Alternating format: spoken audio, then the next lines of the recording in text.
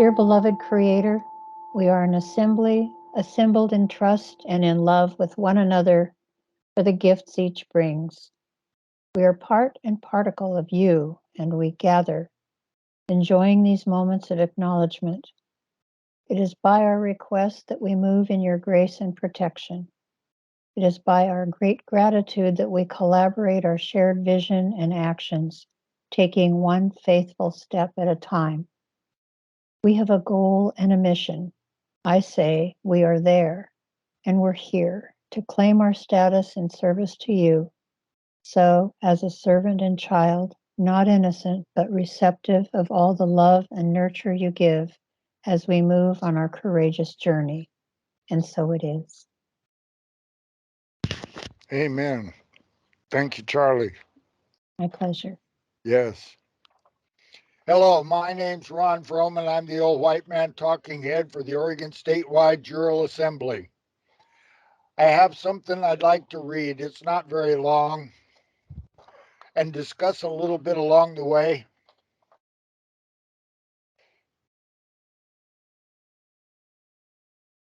Define, you will still fail. I got that today after a paragraph of telling me about all that I was doing, and he closed it with, you will still fail. So that brought this to mind. They jumped off the boat at Plymouth Rock in 1620. The experiment of self-governing without a ruler or subjects began. Use that or the Dutch buying Manhattan, 1626. My family started here in 1664. Not a failure so far. The iteration of introduction. That's what I named 1620 to 1776, the transition period. We developed American common law as juxtaposed to English common law, which is based on a monarch subject law form, completely different from American common law. The next iteration started about 1775. I think it overlapped a little bit, 1 year or two.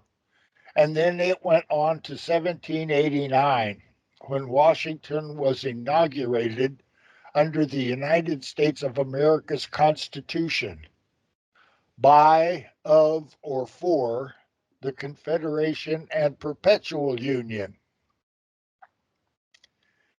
They started the clock. And they were 2 months late doing it when they inaugurated him in New York, New York. It's hard work what they did. That is the start of original jurisdiction, of Article 3. Original jurisdiction is when it was codified that you and I, men and women, with our progeny on the land and soil, were free under God, no ruler. First time in the history of the world. Okay, so that's hard work. So they did that. It took them from 1620 to 1776 to transition from monarchy to the Declaration of the 13 United States of America. So then, after they did that, it took them till 1789 to get Washington inaugurated and to find a place to house the United States, which turned out to be Washington District of Columbia. The powers that should not be have been whittling away at this iteration of our experiment in self-determination since 1775. Not everybody wanted to be free.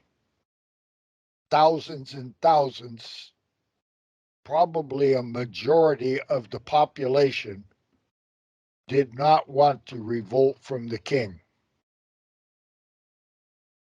they started whittling away at it from the very beginning. They succeeded in their whittling away in the transition to color of law from original jurisdiction on December 1860. And color of law went from December 1860 until March 1861, when the perpetual union was broken and left the union. It was color of law.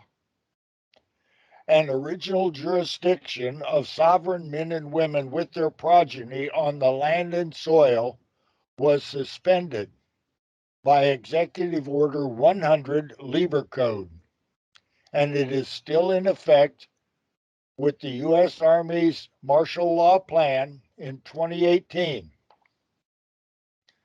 So original jurisdiction lasted at best from 1776 until 1861, when the government was subservient to the people, and all of us were by documented law on the land and soil under God, sovereign.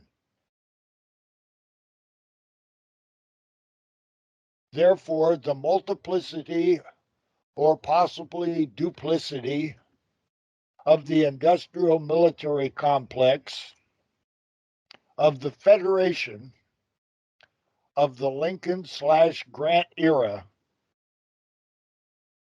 1875, more or less. Then the bar and the British then the bar, aka British Accreditation Registry, or a similar name, and the bankers took a great deal of control for the powers that should not be, with very large bites.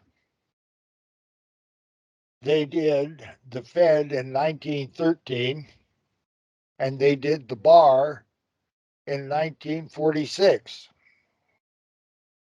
The removal of Article 3, Amendment 7 was completed bit by bit until original jurisdiction of the de jure men and women with our progeny was returned to Oregon in 2022. No failure here. What started in 1620 is still going in 2023. And I yield. My name's Ron Vroman. I'm the old white man talking head for the Oregon Statewide Jural Assembly. This is an after action or a download on the United States Marine Corps. We think we have the answer based on a preponderance of evidence that the agency responsible for the peace, safety, and happiness and Article 4, Section 4 of the United States of America's Constitution, which is the first law of the land, we think that that document is the founding document, and it was set aside, as were our unalienable rights, when they decided not to reconstitute the several states into a constitutional republican form of government, but they decided to start a de facto government and put the industrial military bar banker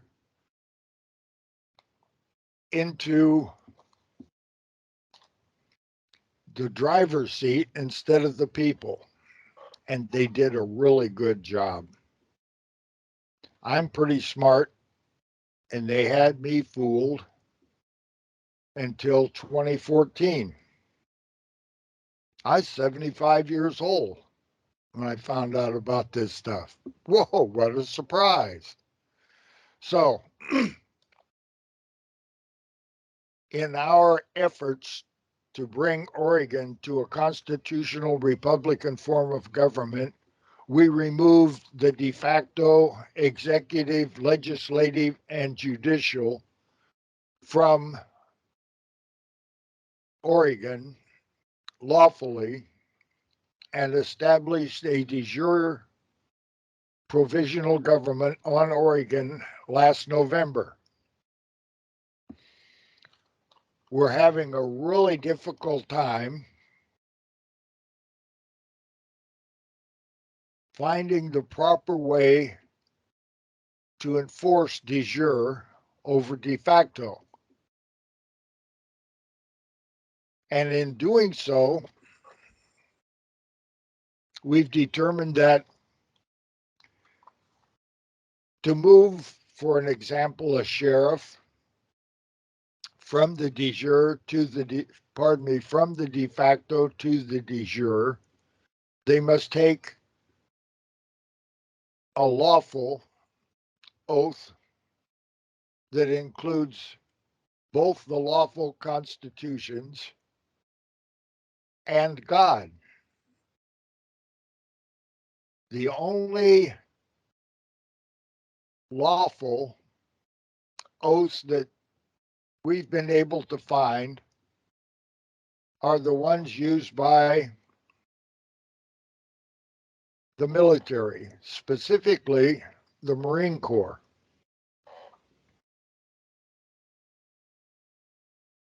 The officers and men of the Marine Corps have a proper oath. And it's been more or less the same since 1775. I haven't been able to find all the details on that, but we can be pretty sure that if you're looking for an oath, which we are, the proper one is found in the Marine Corps. I'm not saying they're not in other places. That's not what I'm saying at all. But I'm saying that I know when I talk to a Marine, I'm talking to a man or woman that has an oath to a proper constitution. Whether they do their duty or not is something entirely different. They may be doing their duty as they see it and as they have been taught, but as I found out when I was 75, what I had been taught was a lie. Maybe a lot of them are following a lie also because they don't know.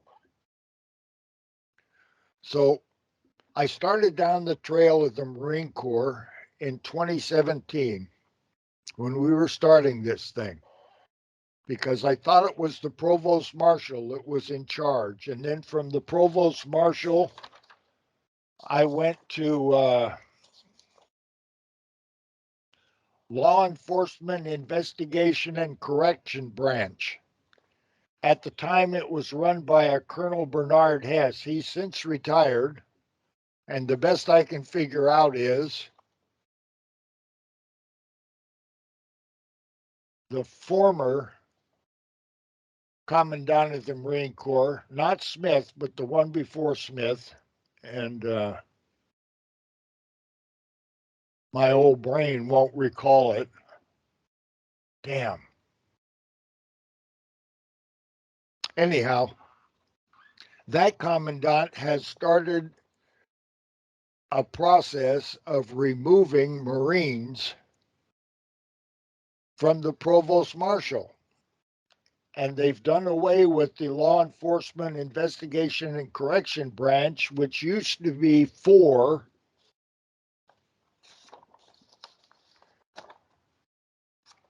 law enforcement battalions.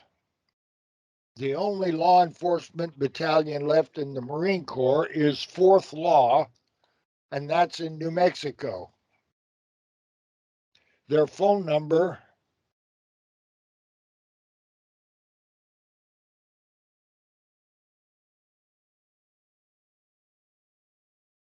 Yep, 505-604-2679.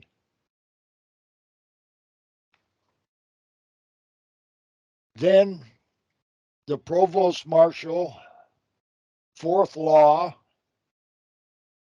and the security battalions of the Marine Corps all convinced me that they are not the division or department within the Marine Corps with an oath that is responsible for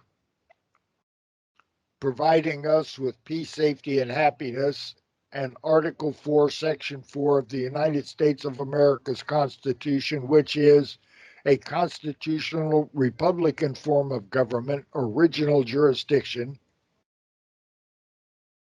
That department, those departments of the Marine Corps say they're not the ones.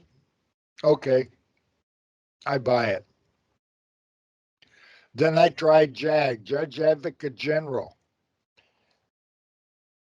and they tell me they're not the ones either. Then I tried the Inspector General for the Marine Corps, and they gave it a good look. They really did. It was difficult to get the paperwork into them, and I don't think that they did their proper job, but I can't say that they didn't look. They looked, and they looked good, and they got a lot of information, and it was good information. During this period of time, I've contacted the senior_leader_help_desk U.S. Marine Corps.mil as one input for the information we have. The other one was orgmb.igmc.hotline@usmc.mil. And another one is ontherecord.usmc.mil. And also 3rd MAW, which is the 3rd Marine Air Wing, their inspector, but it's not Inspector General, it's just inspector. So that's a different, I think, area of inserting the information. After they got the information, and it was a tough chore getting it into them, they did not want to get it. After that, a guy named Jural Koval, 703-604-4519, a captain in the U.S. Marine Corps Inspector General Division, and had a good talk with him. He actually sees the email that come into orgmb.igmc.hotline. And now that I'm on Proton for email, encrypted, that I'm sending so that the receiver knows I'm not sending them any virus or anything like that, they'll actually receive my emails, allegedly. So along the line, I'm looking at all of the divisions of the Commandant of the Marine Corps, and golly, there's a lot of them. OPP, Plans and Operations, JAG, Inspector General, Provost Marshal, Security, Law Enforcement Battalion. It's not like we're not looking. All of those places have been thoroughly examined. There's a division in the Marine Corps called Manpower Management, 703-784-9300. They actually know where each individual Marine is and what their nearest phone number is. Every one of them.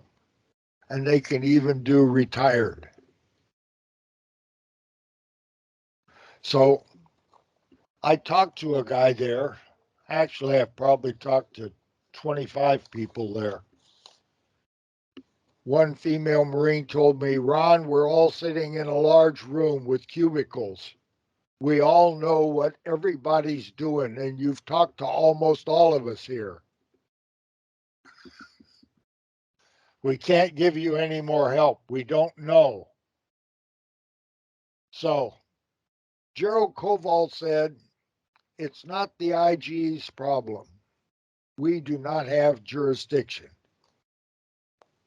Nobody says it's not the Marine Corps, but they say we don't have jurisdiction. So we've determined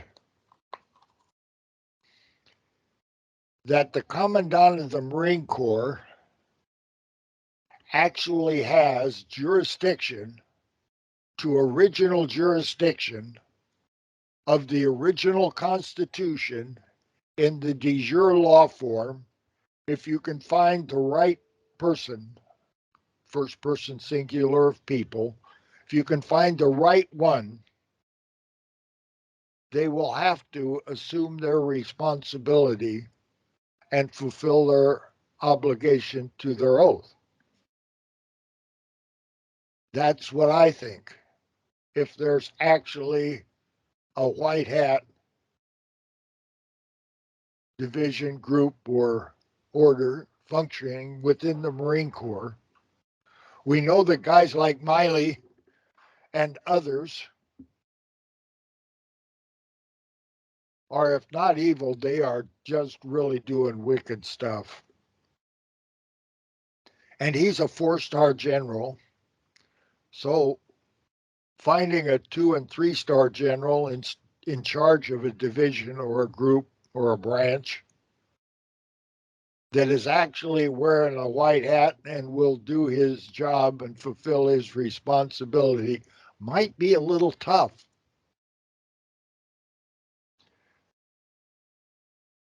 I talked to a colonel today. Nice guy, smart. I won't throw him under the bus. An aviator, a tailhook aviator. I think he flew backseat in fighter jets. He had a squadron at Miramar. Nice guy. 20 some years in the Corps, full colonel, hasn't been 3 years in grade yet. So I asked him, what's the chances of making general? He says 3% of the colonels make general. 97% of all colonels retire as colonel. I wonder what percent of lieutenant colonels do the same because they can't get over the hump to make colonel. I haven't checked that out yet. But I spoke to him long and hard, and I got the opportunity to tell him everything that was going on. And he did his job. He told me what the phone number for Captain Stenger is. Captain Stenger is the captain that told us what happened to General Eric Smith, that he went to the hospital, but not why he went to the hospital and not what the medical emergency was. But if he's speaking for the general from the communications division branch or portion of the Marine Corps, he's pretty far up there. He talks with the people that talk with the general that is commandant of the Marine Corps. And he said to me today, after trying for several days to get a hold of him and having his correct phone number that he won't answer and having his correct email that he won't answer, and it works if you know their name and their middle initial, you can send an email to any Marine and he'll get it. So anyhow, I called him up today. Jim, What's going on? My name's Ron Vroman from the Oregon Statewide Jural Assembly. Do you have time to talk now? No, I don't. I'm going out right now. I have to leave right now. But I did get your emails. He got the information and he got it through